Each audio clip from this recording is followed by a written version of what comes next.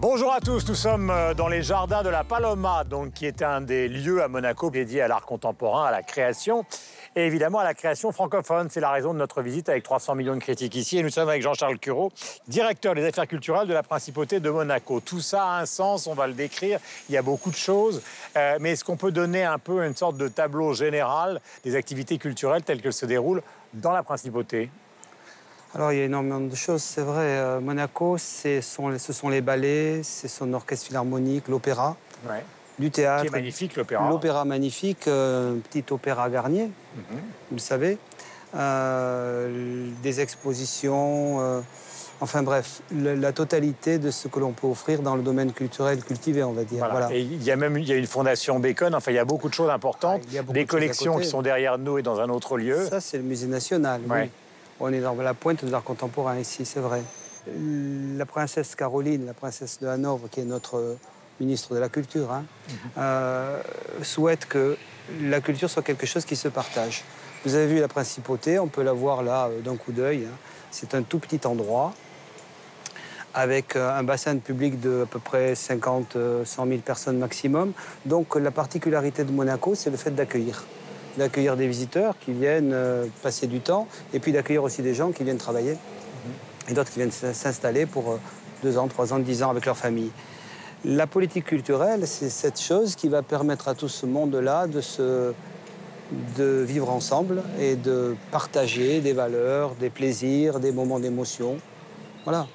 Vous avez des artistes comme Salam Afif, donc, qui travaillent à Berlin mais qui viennent exposer à Monaco. Vous avez des danseurs qui viennent du monde entier, qui viennent danser à Monaco pour la compagnie. Vous avez des artistes qui sont exposés donc, dans le musée qui est derrière nous et à d'autres endroits. Comment voulez-vous qu'un pays de 2 km² fonctionne bien s'il ne sait pas accueillir les talents? Les talents, je dirais, du boulanger à l'artiste contemporain. L'artiste contemporain, vous avez cité tout à l'heure Sadan, ou les musiciens qui sont à l'orchestre, les danseurs, etc., sont aussi le public. Sont aussi le public auquel on s'adresse. C'est-à-dire que c'est cette espèce de vivre ensemble qui se construit à Monaco. Monaco est une plaque tournante du monde entier. Tout le monde se retrouve ici. Il y a beaucoup de lieux, parce qu'on on parlait de la Villa Paloma et la Villa Sofia, mais il y a aussi le Forum Grimaldi. Enfin, il y a beaucoup d'endroits qui sont dédiés à la culture à Monaco. Oui. Des salles d'exposition, un auditorium pour l'orchestre, les ateliers des ballets, l'opéra, on l'a dit, le Forum Grimaldi, qui est notre plus grande salle, un complexe culturel. Comment se passe la programmation Il y a une centralisation de la programmation à Monaco, de toutes les formes de programmation qui passent par les affaires culturelles, ou c'est chacun qui est responsable de... Oui, bien sûr, chacun est responsable. La responsabilité des affaires culturelles, c'est de faire que tout ce monde-là s'entende. Je vais terminer avec évidemment la question qui n'est pas la plus compliquée pour vous, Jean-Charles. Quels sont les 2 ou 3 grands souvenirs que vous avez justement d'éblouissement culturel à Monaco? Oh, j'en ai trop. Ah non, mais il faut choisir. J'en ai trop. Bon, je pense que vous aurez l'occasion de rencontrer Jean-Christophe Maillot. C'est quelqu'un qui nous a amené... Donc il dirige les ballets. Les ballets de Monte-Carlo, oui, tout à fait. C'est quelqu'un qui nous a amené à Monaco une façon de vivre la danse au quotidien, d'en faire quelque chose qui va de soi. Voilà. Mais, bon, une mention spéciale pour le nouveau musée, puisque nous y sommes. C'est aussi quelque chose qui est relativement récent à Monaco, mais qui s'inscrit dans une continuité. Vous savez que cette tradition d'accueil culturel a toujours été à la pointe. Alors évidemment, aujourd'hui, quand on parle de Ravel ou des ballets russes de Diaghilev, ça paraît déjà un peu de l'histoire ancienne. Mais au moment où ça s'est fait, c'était la pointe de la pointe. Les grands moments d'émotion, ils sont depuis les motets de Palestrina que l'on peut entendre à la cathédrale, jusqu'à Jean-Christophe en passant par tout ça, par tout le reste. Merci 1000 fois. Toute l'équipe de 300 millions de critiques est ici et nous sommes ravis de vous accueillir. Merci à vous. Merci. Et voici donc le sommaire. Cette année est celle de la commémoration des 40 ans de la disparition de Maria Callas et la Nouvelle Scène à Paris propose une exposition et nous fournit une occasion de parler de cette incroyable diva dont la voix résonne encore. Peu de temps après la disparition de Pierre Berger, qui fut son compagnon et son mentor, le styliste Yves Saint-Laurent est mis à l'honneur dans 2 espaces muséaux, à Paris et à Marrakech. L'ouverture du musée parisien coïncidait avec la Fashion Week, où l'on a pu voir le grand retour de francophones à la tête des maisons de couture. Aujourd'hui, nous parlerons donc mode dans 300 millions de critiques. Le dernier sujet sera consacré au sens de la fête, le nouveau film du duo Nakache-Toledano qui surfe sur la vague du succès depuis Intouchable. Et comme chaque semaine, notre tour du monde de la francophonie qui bouge et crée, c'est avec le Zap Culture. 300 millions de critiques, c'est parti. Voilà, magnifique sommaire, et nous sommes avec Mathieu Dugal. Mon cher Mathieu, bonjour. Bonjour Guillaume. Remarquable liquette, vous êtes une sorte de mélange, une greffe, on dirait de l'horticulture, c'est-à-dire Brecht en haut et Tintin au milieu, et en bas, évidemment, une sorte de chanteur de New Wave. Merci d'être là. Je suis un mutin. Voilà, et le fameux frelon qui caractérise toutes les émissions que nous faisons avec beaucoup de plaisir ici à Monaco, car c'est au fond une émission culturelle qui est carrément ou quasiment en pleine mer. Avec vous, donc, Alain Gerlache, la Belgique est représentée, nous en sommes ravis. Vous êtes une sorte de James Bond girl, ma chère Estelle Martin. C'est le lieu s'y prête. Voilà, ce smoking au mois de novembre en plein air, vous sied à merveille. Nous sommes aussi avec Michel Cerruti, qui n'est inutile de vous présenter, le Cervin, et avec Cristiano Raimondi, qui travaille ici, il est conseiller artistique, donc notamment pour les questions d'art contemporain et d'art tout court, dans cette principauté de Monaco. Merci mille fois de nous accompagner. C'est bien parce qu'on est à la fois tif et tondu dans la même émission. C'est nous. Cette année, nous commémorons les 40 ans de la disparition de Maria Callas, et vous avez sur ce plateau que des gens qui sont des passionnés d'art lyrique et des passionnés de Callas. À cette occasion, la nouvelle scène musicale à Paris propose une exposition dont nous allons découvrir quelques images avant de parler de cette incroyable diva dont la voix résonne encore. Regardez.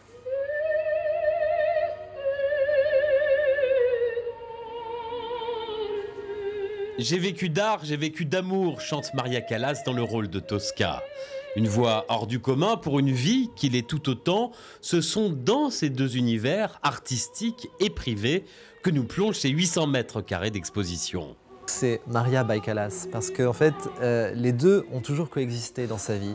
Je crois qu'elle a été une icône. Avant tout, elle était une diva du bel canto, de l'opéra italien, mais bien sûr, sa renommée a aussi été faite par sa vie privée, parfois dramatique, en tout cas la manière dont s'est terminée son histoire d'amour avec Onassis. À travers des documents inédits comme ce Super 8 filmé par Grace Kelly sur le bateau d'Aristote Onassis, le parcours retrace la vie de la chanteuse grecque, de sa naissance à New York jusqu'à sa mort à 53 ans à Paris, avenue Georges Mandel, dont le salon a été reconstitué.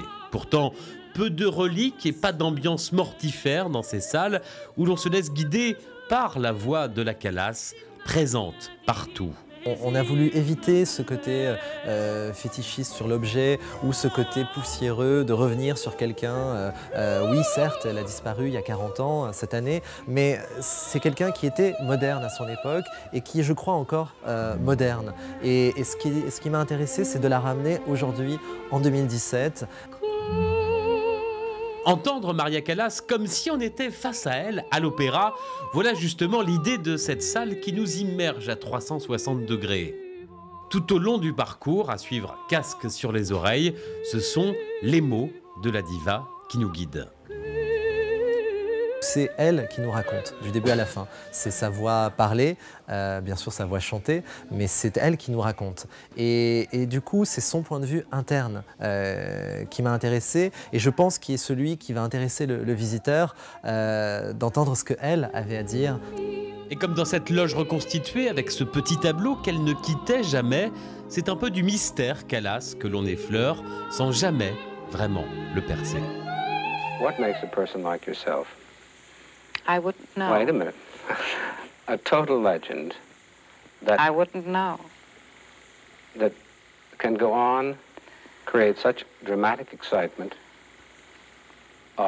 by existing, by being on the stage. What is it? I wouldn't know. Voilà, Callas incarnait, vous le savez, une certaine forme de perfection lyrique, en même temps une souffrance, une tragédie.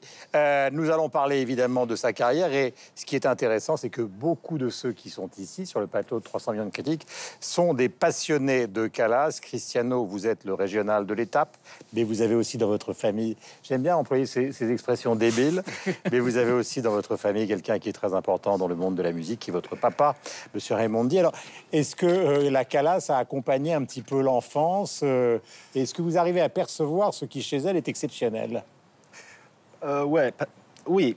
Parce que, en effet, j'ai grandi dans une famille de musiciens, comme vous l'avez dit. Mon père, depuis que je suis né, Un grand chanteur, Ujawe Mondi. Ouais.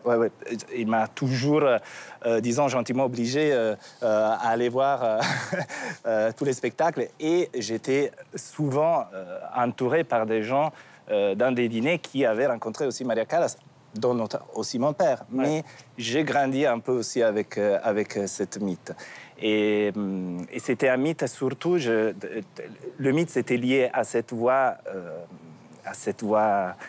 incroyable qui, effectivement, elle n'était pas assez appréciée par les puristes de la lyrique. C'est-à-dire que c'était quand même une voix qui avait une chaleur, des couleurs qui ne correspondaient pas peut-être à la lyrique antécédant le phénomène Callas. C'est pour ça qu'en effet, les grands succès de Maria Callas, c'était la compétition créée entre les différents claques, surtout les claques. Les claques, c'était, je ne sais pas si le public le connaît, mais c'était surtout une fois quand l'opéra vraiment remplaçait ce qui est aujourd'hui la musique pop, il y avait dans les opéras des groupes de gens qui étaient des fois même payés par les agents des chanteurs pour se battre quasiment. Donc la fortune de Maria Callas, la spécialité de Maria Callas, cette voix incroyable, ça a été créé aussi par les claques qui avaient créé une compétition artificielle entre elle et Maria Tebadi, qui incarnait quand même une voix plus pure. Donc ça, c'est quelque chose que j'ai toujours vécu avec c'est vrai, cette histoire, c'est pas inventé. Et donc, ça m'a toujours mis un peu de recul par rapport aux autres. J'ai grandi à l'intérieur de ces histoires. Donc, pour moi, ça m'a accompagné toujours. Il y a un aspect qui est très contemporain dans la façon dont elle jouait les grands rôles, par exemple, justement, dans la Norma, etc. C'est qu'il y avait aussi déjà un aspect théâtre, qui n'était pas le cas des grandes cantatrices avant, ou même des grands chanteurs, qui étaient des personnages, au fond, parfois massifs et souvent immobiles. Ouais, on a dit d'ailleurs que Callas, c'était une tragédienne qui chante, et Tebaldi, c'était une chanteuse qui essayait d'incarner des rôles. Bon, caricature, là, mais effectivement, c'est cette présence sur scène qui, paraît-il, était absolument magnétique. Mais elle le travaillait, hein. Elle le travaillait, c'était pas un hasard. Hein. Elle travaillait vraiment ses rôles psychologiquement, etc. Et ça, c'était en effet nouveau par rapport à l'espèce des noms dans la ballade. Pas tous en même temps. Terminez, Mathieu. Et après on enchaîne. Mathieu. Mais outre cet aspect de tragédienne, j'aimerais revenir sur un auteur qui relie en tout cas la France, Callas et le Canada. Vous savez qu'un des plus grands spécialistes de Callas au monde, c'est Réal Larochelle, qui était un prof de cinéma. Il est mort. Il a écrit un grand livre, un livre de référence sur Callas à la fin des années 80. Maintenant, il est disponible un peu partout dans le monde. Et ça s'appelle L'Opéra du disque. Et ça provient d'une thèse, d'ailleurs, qu'il avait fait à l'Université Stendhal à Grenoble. Et donc, ce qu'il dit, sa thèse là-dedans, c'est que Callas, c'est un produit de la technique phonographique, c'est-à-dire c'est le produit du disque. Faut pas oublier qu'au moment où sa carrière prend son envol, au début des années 50, c'est aussi un moment dans l'histoire du disque où, véritablement, le micro-sillon aussi commence à devenir être un objet, particulièrement dans le monde de la musique classique, de marketing. Alors, on connaîtra ça avec Karajan après. Et absolument. Et le début des années 50, lorsqu'elle a signé avec EMI et le grand producteur Walter Legge, c'est une période de création intense. Et là, il ne faut pas oublier qu'à cette époque-là, elle chantait évidemment à la Scala, qui n'en voulait pas, hein, d'ailleurs, au début des années 50. Le directeur de la Scala dit « Il ne chantera jamais ici ». Il a changé son fusil d'épaule. Mais durant ces années-là, elle en disquait entre 3 et 4 opéras par an. Et en plus de ces contrats, c'était un bourreau de travail. Là. Et donc, le mythe Callas est selon La Rochelle, est vraiment un produit du micro... En partie, là. Un produit du micro-sillon. Oui, je pense que c'est en effet vrai, mais c'est pas la seule raison. En fait, ce qui est le paradoxe, c'est que quand on parle de la Callas, on parle de la voix. Mais c'est vrai que l'aspect tragédien était aussi important. Et je crois que dans la création du mythe, il y a finalement aussi un télescopage entre sa vie personnelle et les rôles qu'elle a joués. C'est ça qui a contribué à créer le mythe. Parce que sa vie est aussi une tragédie. Est aussi une tragédie. Et quelque part, c'est aussi un personnage de tragédie. Et c'est donc le télescopage entre cette voix qui n'était pas certes parfaite, ou en tout cas correspondant aux critères du temps, sa façon de creuser ses rôles de tragédienne, le fait qu'elle chantait aussi des compositeurs aussi différents que Rossini, Wagner, Mozart, Puccini, alors qu'on avait tendance parfois à vouloir se cantonner dans un certain style ou un certain rôle, et alors sa vie personnelle, finalement, c'est une sorte de rockstar de l'époque.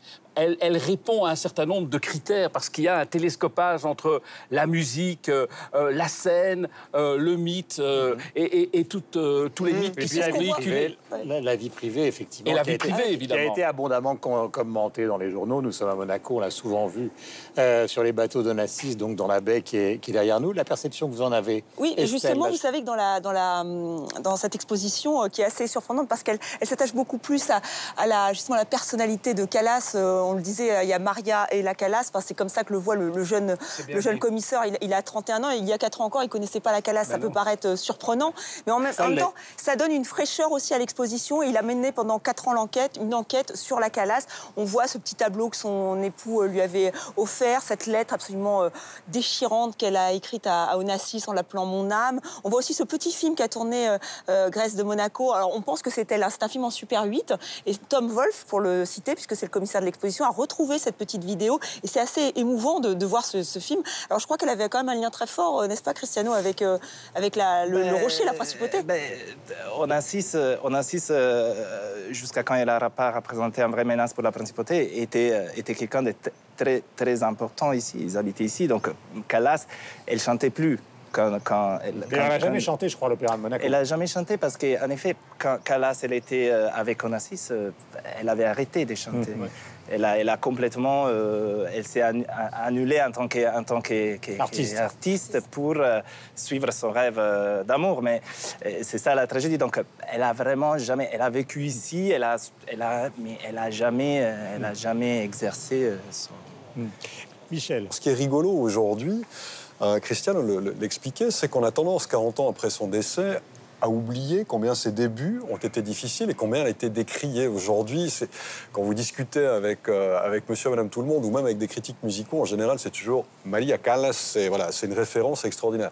Je lisais un article où un journaliste, enfin, je crois que c'était un musicien plutôt, mais qui avait une colonne, une tribune, et qui se rappelait avoir assisté au premier récital de Maria Callas au Metropolitan à New York au début des années 50. Donc il expliquait qu'il a vu le public lui jeter des carottes et des choux sur scène, parce que, justement, sa voix n'était pas parfaite, parce qu'il y avait des petites erreurs parfois dans sa voix, un certain tremblement, notamment, que les vrais esthètes du bel canto ne lui pardonnaient pas, et ça a été très compliqué. Mais néanmoins, sa grande force a été, justement, c'est ce qui a plu auprès d'une autre partie du public, c'est-à-dire de décloisonner l'art lyrique d'une certaine rigueur, on va dire, qui était très statique, comme ça, d'amener quelque chose de beaucoup plus vivant. Et elle a réussi à faire ça. Mais en même temps aussi, ce qui est rigolo, Alain, tu parlais tout à l'heure des différents interprètes qu'elle a pu chanter. Alors certains me disent, mais pourquoi aussi elle a eu cette notoriété, ce succès avec le romantisme italien, avec Cherubini, avec Verdi, voilà. Parce qu'il y avait la place pour elle. Bien sûr. Il disait notamment Mozart, elle a très très peu chanté Mozart, quelques arias en fin de carrière, et une des raisons avancées par un musicologue, je trouvais ça intéressant, de dire Mozart est tellement parfait dans la musique qu'il a pu écrire qu'il y a très très peu de place après pour l'interprétation, pour vraiment donner une patte, une personnalité, et ça l'intéressait peu, parce que finalement ce qu'elle chantait, alors c'était parfait, il n'y avait pas de problème, hein. Mais il n'y avait pas à ce moment-là la substantifique moelle qu'on accordait à la Callas dans le grand répertoire italien. Je ne veux pas faire l'éloge de mon père, loin de moi. Mais là, en effet, pendant ma jeunesse, j'ai entendu beaucoup de critiques aussi. Je voyais que c'était très compliqué aussi par rapport aussi à mon père, qu'il n'avait pas une voix, peut-être, il avait une voix très particulière aussi. C'est pour ça que peut-être Maria Callas l'aimait, le suivait, il comprenait, il était un acteur quand même, il faisait aussi, c'était une espèce de... Je pense que mon père, il avait compris la leçon Calas et grâce après, il a pu suivre un peu, lui, il a vraiment suivi, donc c'est vrai que... Mais désolé, je me suis perdu.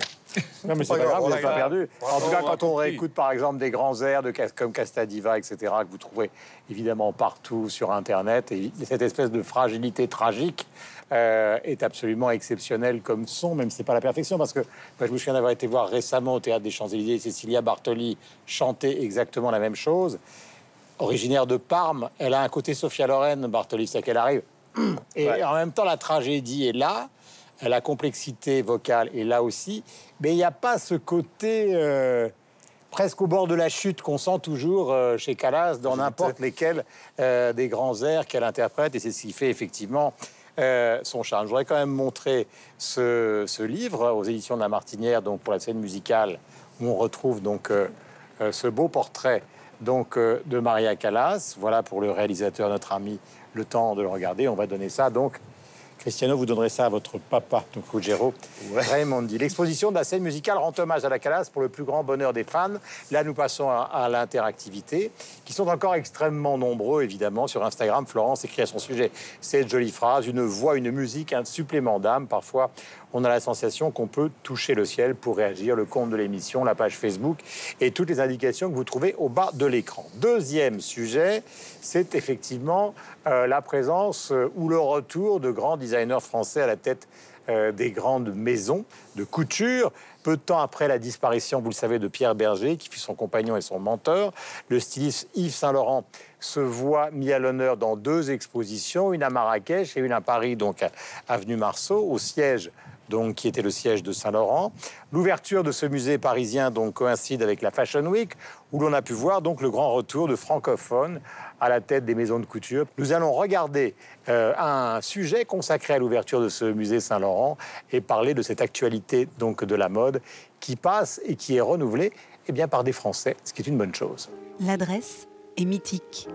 Le 5 avenue Marceau, c'est l'ancienne maison de couture d'Yves Saint-Laurent. Il y a passé 28 ans. Dans son studio de création au premier étage, tout est resté intact. Ses croquis, ses effets personnels, ses souvenirs. Une part de l'esprit Saint-Laurent, une part d'histoire. Le smoking, le caban, le trench, c'est lui. En habillant la femme avec des vêtements d'homme, il a révolutionné la mode et notre société. Il a joué un rôle très important dans le changement de vision des sociétés, sur le rôle des femmes, les droits des homosexuels, et je crois qu'il a aussi beaucoup révolutionné le monde de la mode. Plus que l'exposition d'une œuvre, le musée Yves Saint-Laurent, c'est le témoignage de toute une époque. Voilà, Mathieu Lugal, donc pour le Canada. Est-ce que vous avez ce sentiment justement que les francophones sont en train de revenir à l'avant de la scène de la mode, puisque nous sortons de la Fashion Week qui s'est transportée un petit peu partout dans le monde, Milan, New York, Londres et donc il y a quelques semaines Paris. Mathieu.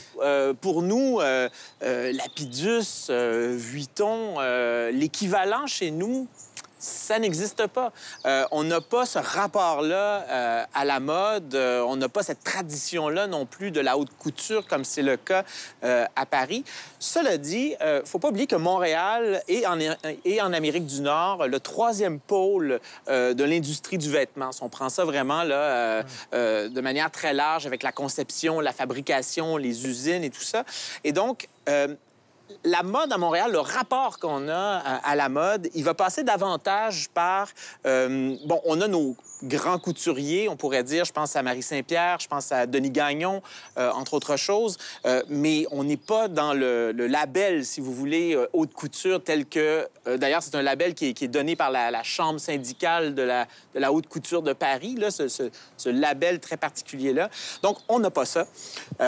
Sauf que au Canada, Montréal est vraiment reconnu, et même en Amérique du Nord, comme une ville de mode. Estelle, alors moi, vous qui êtes en Saint-Laurent. Exactement, c'est mon hommage à Yves Saint-Laurent qui fascine toujours autant. On l'a dit, on a ouvert, il y a ce musée Saint-Laurent qui a ouvert dans son ancien ancienne maison de couture. Oui, à Paris, bureau. Mais alors, j'y suis allée parce que j'étais curieuse de voir le lieu, mais il y avait une file d'attente et des gens qui venaient de partout. J'ai été avec un de vos confrères canadiens qui venait voir ce lieu qui est assez magique, hein, il faut le dire. Il y a eu plus de 6000 visiteurs en à peine une semaine pour voir les créations d'Yves Saint-Laurent et pour voir le lieu le plus emblématique, c'est quand même le studio. C'est-à-dire que c'est là où il crée. Et c'est vrai que c'est assez émouvant de voir ce studio qui est très moderne, très sobre par rapport au reste de la maison qui est beaucoup plus, comment dire, voilà, qui est différent, on va dire, voilà, différent. Et donc c'est vrai que on sent qu'il y a une envie de découvrir, de comprendre et de découvrir ce créateur, cet artiste. Parce que pour moi, Yves Saint-Laurent est un artiste. Je n'ai pas eu la chance de voir l'équivalent à Marrakech. Donc vraiment, il y a toujours cette... Et on rappelle aussi l'extraordinaire succès de l'exposition sur Dior, où c'est impossible d'aller voir.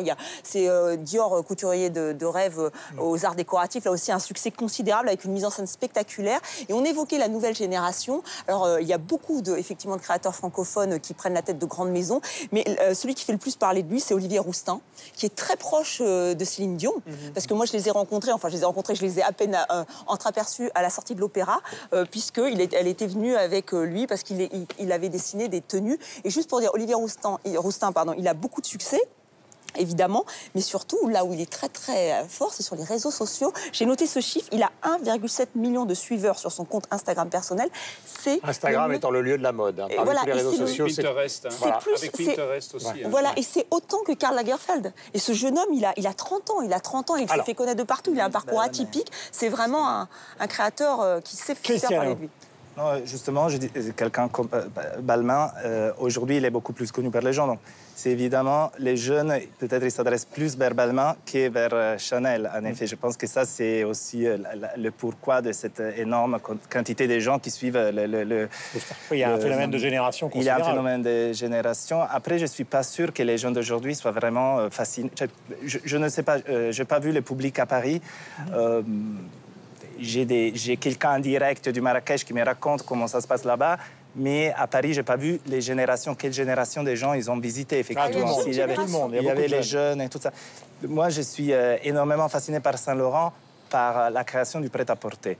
Je pense que c'était l'autre grande révolution qu'il faut vraiment comprendre qu'est-ce qu'il a fait dans l'industrie de la mode, pas seulement dans la création et tout ça, mais le prêt-à-porter, c'était les débuts de ce qui est aujourd'hui, il a été un pionnier. Donc ça, c'était la partie, je trouve, la plus intéressante avec la haute couture. Par rapport au musée de Paris, je trouve fascinant de voir l'espace de création où Saint-Laurent a créé, dessiné cette espèce de boule, ce monde de création totale. C'est magnifique et c'est quelque chose qui ça rapproche vraiment à l'art et ça met finalement, ça montre aussi que le travail, le backstage, que c'est très clair et c'est très bien expliqué dans les expositions des deux musées, le patronat, la construction des patrons, la recherche artistique, c'est comme un petit Bauhaus pour la création totale. Donc ça, c'est un peu l'aspect qui me fascine beaucoup du monde de la mode et c'est pour ça que je pense, et bon, c'est pas moi qui le dis, mais il faudrait un jour peut-être remettre sur le même plan et faire vraiment des études et des recherches pour comprendre les rôles que la mode a eu aussi par rapport aux arts visuels. Il y a quelque chose, un petit... tout le monde se souvient des robes Mondrian de Saint-Laurent. Les robes Mondrian, la recherche... L'influence de Matisse sur Saint-Laurent. Et la liberté aussi de pouvoir puiser dans la culture visuelle propre de l'art sans avoir aucune honte, mais en l'hommageant. C'est-à-dire, c'est pas de la publicité, c'est pas de... Donc, c'est assez intéressant. C'est la valorisation aussi de l'art à travers la mode. C'est très On a vu ça aussi avec Andy Warhol qui a commencé par travailler. Justement, il était styliste dans les chaussures. Enfin, il y a beaucoup de gens. Tom Besselman. Voilà, Tom Besselman qui ont travaillé dans ce domaine. Un petit mot de conclusion avec vous, Michel et Alain. Est-ce que vous considérez que les grands couturiers sont des artistes? Parce que ce débat, et après on en terminera, il a opposé Saint-Laurent à Berger. Il a opposé Saint-Laurent Berger d'un côté, qu'il considérait, et Karl Lagerfeld de l'autre, qui ne dit pas du tout. Moi, j'ai pas vocation à terminer dans un musée. Eh bien, je crois que ce débat, il est en train d'être tranché par un des méchants géants du web, Google, les GAFA, Google, les méchants qui veulent tout écraser. Il faut savoir que Google, sans doute aussi pour son image de marque, investit beaucoup dans la culture. Ils ont lancé le projet Art et Culture où ils numérisent toute une série d'œuvres dans toute une série de domaines. C'est accessible à tous sur Internet. Et ils viennent de créer une section qui s'appelle We Wear Culture. Littéralement, nous portons la culture, qui est justement centrée sur la mode. Donc eux, ils ont tranché, la mode, c'est de la culture. Et d'ailleurs, il y a toute une série de musées un peu partout dans le monde qui collaborent avec ce projet, spécifiquement aussi sur la mode, et notamment un musée anversois, le MOMU, non pas le MoMA, mais le MOMU, le musée de la mode. Et le MOMU est partenaire de cette opération qui vise en effet à faire en sorte que la mode, l'histoire de la mode, soit accessible au plus grand nombre via Internet. Michel. En Suisse, il y en a un qui fait de la haute couture. C'est la maison Acris. Et puis, c'est particulièrement bien pensé, puisque nous sommes ici, et que cette maison habille notamment Charlène de Monaco, entre autres, Angelina Jolie aussi, ou Julia Roberts et d'autres. C'est une maison qui est très discrète, qui existe depuis un certain nombre d'années, qui a dû sa réputation à être passé par Paris au niveau de la reconnaissance, mais surtout qui a sa réputation parce qu'il est passé par New York d'abord. C'est une autre façon d'envisager l'art, ou d'envisager la mode plutôt, et c'est peut-être par là que je vais alors brièvement, puisque vous me demandez de vous répondre. Albert Krimmler, qui est le créateur pour la maison Acris en Suisse, lui estime ne pas, il le dit, je ne suis pas un artiste. Moi, je ne suis pas un artiste. Et peut-être qu'il n'est pas un artiste. Pourquoi ? Parce qu'il est justement passé par l'Amérique du Nord. C'est là qu'il fait la moitié de son chiffre d'affaires. C'est vraiment une maison de haute couture, au même titre que les autres. Hein. Il est reconnu, il a pignon sur rue, même si on n'en entend pas parler. Parce qu'il y a ce côté, on va dire, en Amérique du Nord, peut-être, qui est désacralisé ou qui désacralise la création de la mode telle qu'on la connaît ici. Et parce que lui s'est inscrit immédiatement dans ce qu'il estime être une sorte de suite avec, puisqu'on parlait d'Yves Saint-Laurent d'abord, mais ensuite de Gucci ou encore de Jill Sander, c'est-à-dire qu'ils ont habillé les femmes avec le côté parachute ou bien avec le côté femme d'affaires. Lui s'est occupé de ça, il propose ça également. Donc pour lui, il y a un côté où on répond à un besoin, où on crée un produit avec une valeur ajoutée, certes, mais on n'est pas, il ne veut pas, il ne s'estime pas être un artiste, donc pour ne pas épiloguer, je me rangerai derrière son avis. L'interactivité, l'ouverture des musées Yves Saint-Laurent de Paris et Marrakech crée un véritable engouement sur la toile, comme l'exposition Christian Dior au musée des Arts Décoratifs dont parlait Estelle. Sur Instagram, par exemple, concernant Yves Saint-Laurent, Zaharaki partage une photo et son enthousiasme pour celui de Marrakech, Twitter. Et la page Facebook de l'émission attend vos commentaires aux adresses qui s'affichent en bas de l'écran. Avant notre dernier débat du jour, nous retrouvons notre traditionnel tour du monde de la culture donc francophone, qui bouge, qui crée, c'est le Zap Culture.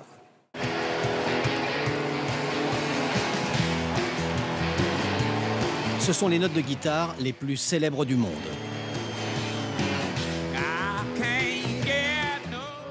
Trois accords de génie repris dans tous les styles.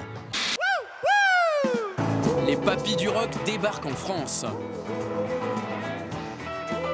Bonsoir la France. Ça va, Paname? On a une sélection d'une des plus grandes collections de linogravures de Pablo Picasso. Et le voilà, l'attrait principal de ce musée. Des dessins signés Pablo Picasso et gravés sur du linoléum. Le Remy en possède plus de 400. Plus de 280 musiciens et choristes interprétant un même morceau de blues, une performance qui, si tout va bien, figurera bientôt dans le livre des records. Durant des semaines, les participants à cet événement ont répété, seuls ou par petits groupes, 2 morceaux de B.B. King, avant de se retrouver sous la direction d'un seul et même chef d'orchestre.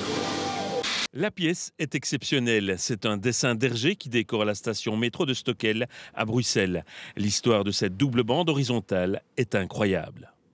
Tous les personnages issus de toutes ces bandes dessinées sont présents, ou pratiquement tous. Il y a plus de 100 personnages dans ces dessins et qui sont animés, qui sont vivants, qui s'interpellent.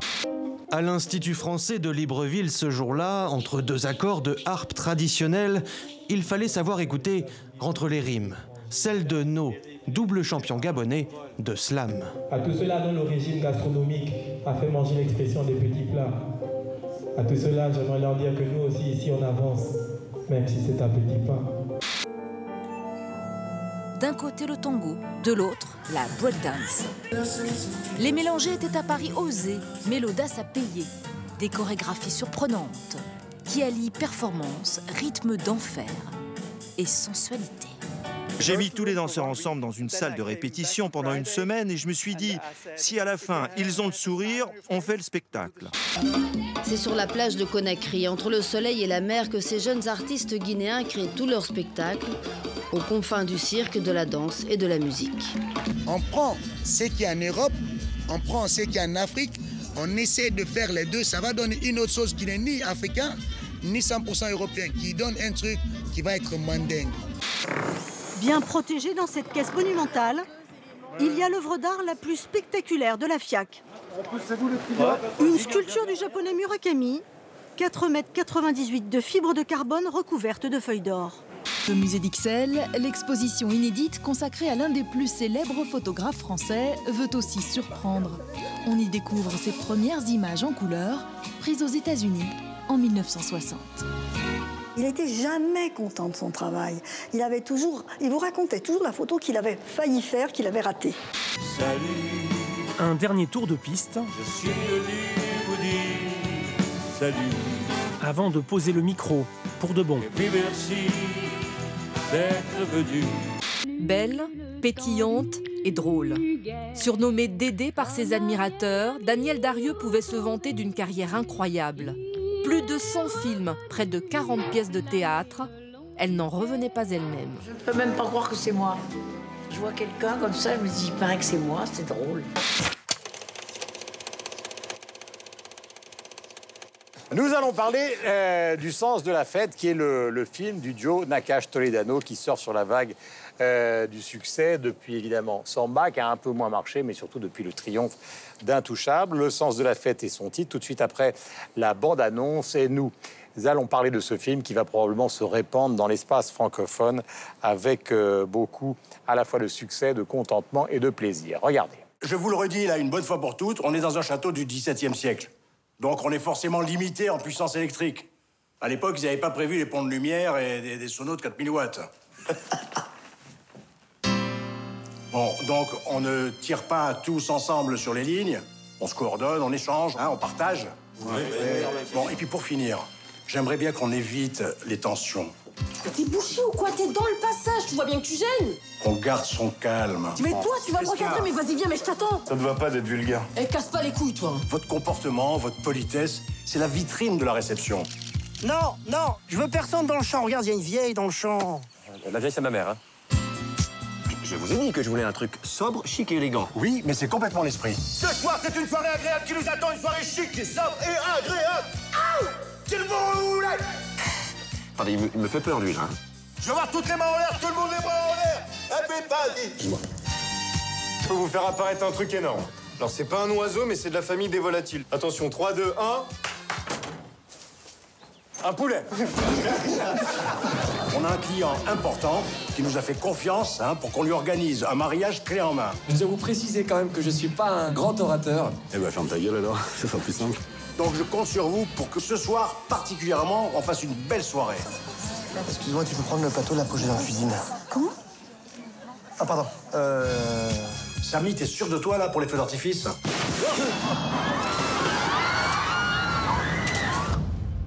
Qu'est-ce que je vous ai dit? J'ai dit on se coordonne. Y a personne qui comprend que je joue ma vie, moi. À chaque soirée, je joue ma vie.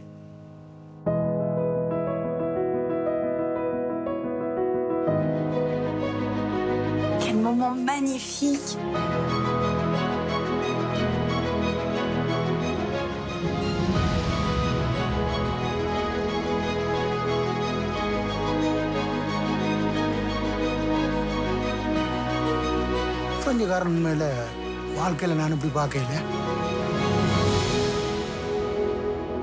Les gars, là, ce soir, qui n'est pas déclaré? Ne levez pas la main comme ça, levez la main juste comme ça. Voilà, maximum, c'est vrai. Ah ouais, quand même. Voilà, bonheur de Monaco et bonheur de la Villa Paloma. Nous sommes sur cette magnifique terrasse qui est un des musées donc, de Monaco. Yves, donc, ce sens de la fête, est-ce que vous l'avez aimé? On aime toujours avoir le sens de la fête, Guillaume.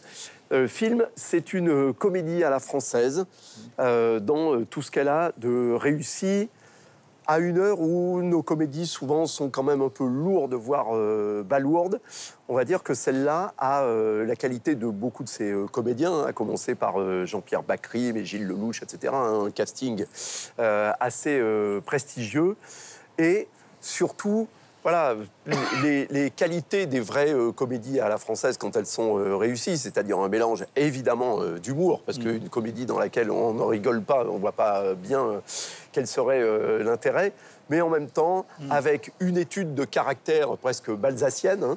Il faut rappeler l'argument, c'est une sorte de mariage dans un château, le tout déguisé.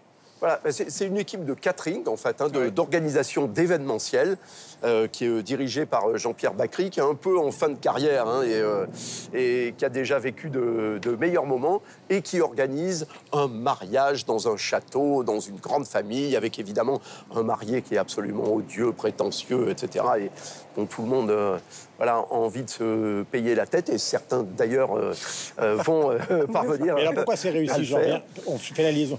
Ben, c'est réussi parce que justement c'est une étude de caractère qui est très intéressante, un personnage par personnage.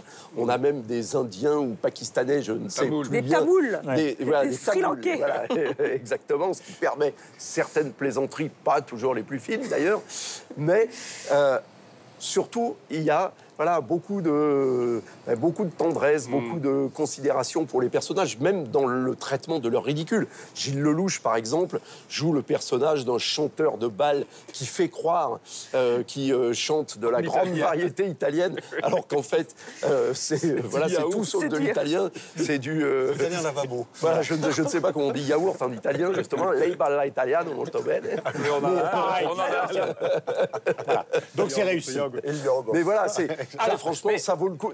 Ça va être sans doute un très grand succès. C'est déjà un très grand succès. Du box-office, et ça vaut le coup d'aller le voir. Alors, c'est un très grand succès chez nous aussi. Ce qu'il faut dire, c'est que les films qui parlent d'un mariage où tout foire, etc., c'est pas neuf. Sauf qu'ici, ce n'est pas vu. Mais ce n'est pas vu sous l'angle des invités et des organisateurs de la fête, mais de ceux qui sont autour, de ceux qu'on ne voit jamais, les invisibles en quelque sorte. C'est là que... Après les intouchables. Voilà, justement. Voilà, mais vous êtes trop fort. C'est là qu'est l'originalité du film. C'est là aussi qu'est une galerie de portraits absolument extraordinaire.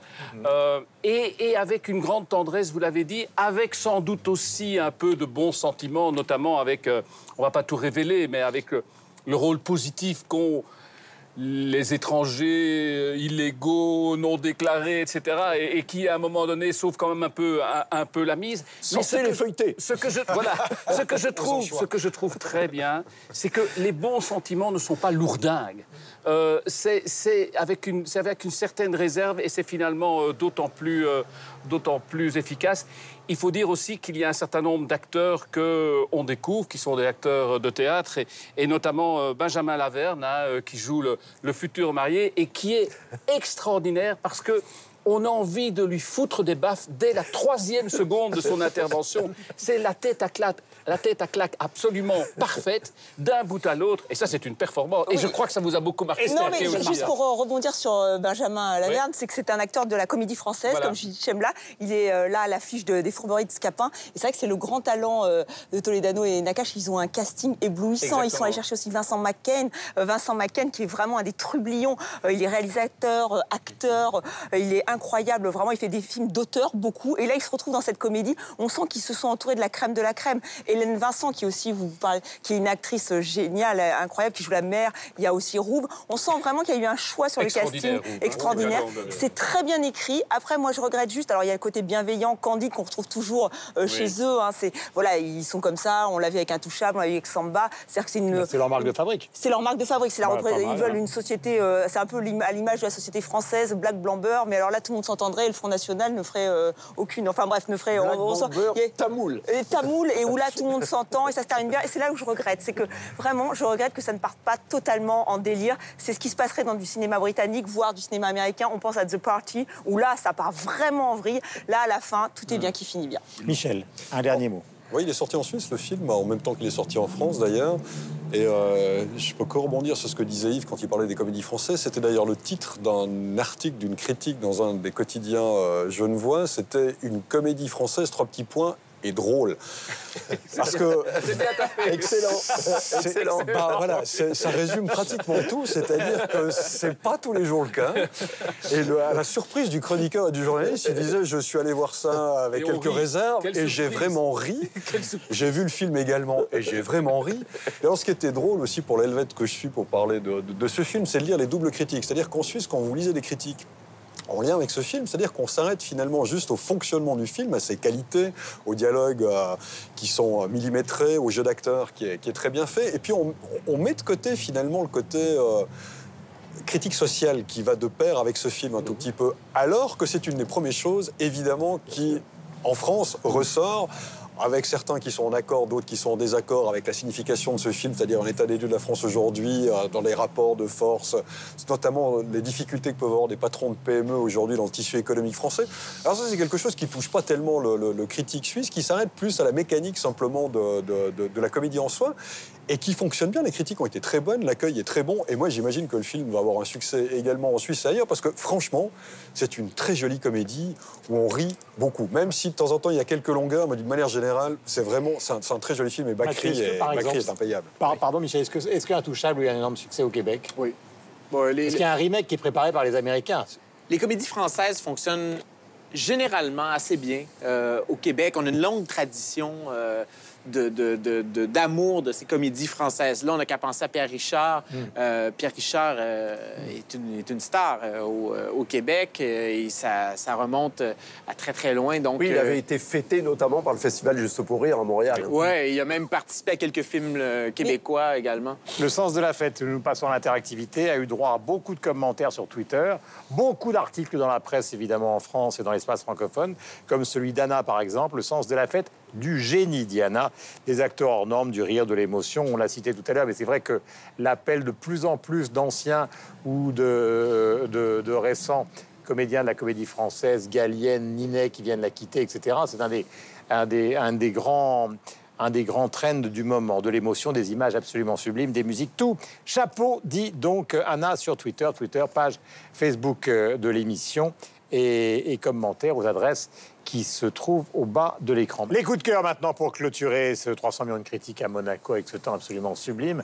Et la baie de Monaco qui est derrière nous, nous sommes à la ville de La Paloma, qui est dans les endroits, vous le savez, où se trouvent les collections d'art contemporain de la principauté. Mathieu, vous nous présentez ? On parlait de haute couture tout à l'heure et je vous parlais de mode montréalaise. Eh bien, j'aimerais attirer votre attention sur The Fine Print, pour les Français, The Fine Print. Et donc, un magazine qui traite de journalisme, de mode, mais tout ça avec un côté vraiment extrêmement avisé. Il vient d'être lancé à Londres. Il est disponible en Europe, un peu partout dans les boutiques spécialisées, si vous cherchez The Fine Print, pour avoir une idée de ce qui se fait vraiment de plus à jour dans la mode... Le plus pointu, dit-on. Pardon? Le plus pointu. Plus pointu, donc, dans la mode montréalaise. C'est vraiment... Passez ça, Gerlache. C'est bien fait.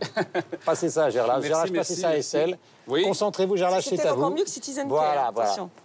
Alors, depuis 1969, Europalia, c'est une biennale en Belgique. Au début, elle devait faire découvrir les pays d'Europe. Aujourd'hui, ça s'est étendu. L'an dernier, il y a 2 ans, c'était la Turquie. 500 000 visiteurs.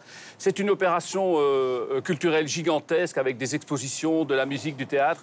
Cette année-ci, c'est l'Indonésie. Au moment du repli, de l'affirmation identitaire, de la fin du multilatéralisme, etc., qui est à la mode, notamment aux États-Unis, eh bien, c'est l'occasion de dire qu'il y a moyen, par la culture, de s'ouvrir aux autres, à signaler que ce n'est pas seulement en Belgique, mais aussi dans les régions limitrophes des autres pays. Estelle. Ils sont disséminés un peu partout dans le monde, en tout cas dans au moins 65 villes, 3000 inviters. Je suis sûre que vous les avez vus, c'est des petites mosaïques comme celle-ci. On peut les repérer grâce à une application. Alors l'artiste veut rester inconnu, évidemment, c'est du street art, mais il vient de sortir un livre que voici, que vous pourrez... Donc c'est un livre qu'il a vraiment entièrement produit, donc je vous le conseille. Et je vous conseille aussi de vous amuser à trouver ces petits inviters. Il y en a aussi ici, à Monaco. Donc voilà, un livre, une application. Et n'hésitez pas à lever la tête pour les trouver, les petits inviters. Yves, coup de cœur. le nouvel album de Raphaël, un album assez, assez différent parce que enregistré avec des cordes, etc. Donc qui mettent en valeur évidemment d'abord le charme absolu de sa voix romantique et puis qui met très en valeur ces très belles mélodies. Donc pour tous les vrais fans de Raphaël, de l'époque de Caravane, etc. C'est un peu un retour, un recentrage en tous les cas vers ce que le public a le plus aimé chez lui. Michel Serruti. Un bouquin un peu de littérature, c'est le dernier roman de l'écrivain suisse Jean-Michel Olivier qui avait été, je vous le rappelle, prix Interallié il y a quelques années de cela pour L'amour nègre. C'est paru aux éditions de l'Âge d'Homme, ça s'intitule Passion noire. C'est un très joli bouquin qui peut se lire de plusieurs manières. Donc Passion noire de Jean-Michel Olivier. Voilà, Cristiano Raimondi, dernier coup de cœur. C'est Hercule Florence. C'est un coup de cœur que j'ai eu il y a 7 ans au Brésil. J'ai fait un petit découvert. On a fait un petit découvert. Donc, je profite du plateau pour publiciser cette découverte. Cette découverte. Hercule Florence, les nouveaux Robinson, c'était un artiste, inventeur, voyageur. Il était de Monaco, il est né à Nice. Donc il a été exposé à la Villa Paloma. Il était exposé ici à la Villa Paloma, donc je me permets de faire la publicité parce que l'exposition, elle n'est plus là. Mais le livre, en effet, ça se vend chez les presses du réel. Mais en effet, ce qui est intéressant, c'est qu'Hercule Florence, il était de Monaco, il est parti au début de 1800 pour arriver au Brésil pour faire une expédition au Mato Grosso financée par le tsar de Russie. Donc l'histoire couvre pratiquement un siècle, les histoires découvrent un siècle entier, que c'est le siècle entre romanticisme et positivisme. C'est très très intéressant. C'est un inventeur, il a inventé un procédé photographique anticipant la photocopie. C'est quelque chose de très ancré à l'histoire de Monaco, c'est quelque chose de très ancré en recherche. Et puis il y a des peintures, il y a des choses très très différentes.